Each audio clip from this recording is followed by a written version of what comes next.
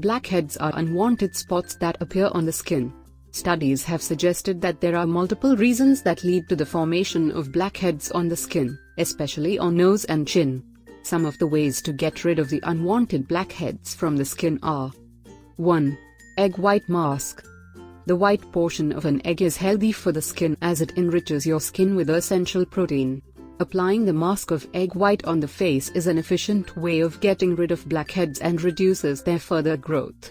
Egg tightens the skin pore, thus prevents blackheads from occurring. Apply the egg white paste on face and cover it with tissue. Let it dry and then apply another coat. Wrap around a tissue again and apply another coat. Keep in mind to let the layer dry first before applying another on it. Rinse it off with water after the final layer dries out and pat your face dry. 2. Baking soda and water. Baking soda has a tendency to eradicate anything that clogs the skin pores. The amount of salt present in baking soda might make the skin over dry, so a pinch of it with fresh water is enough to tackle the blackheads. 3. Keep your face oil-free. Wash your face twice a day as recommended by the best dermatologist across the world.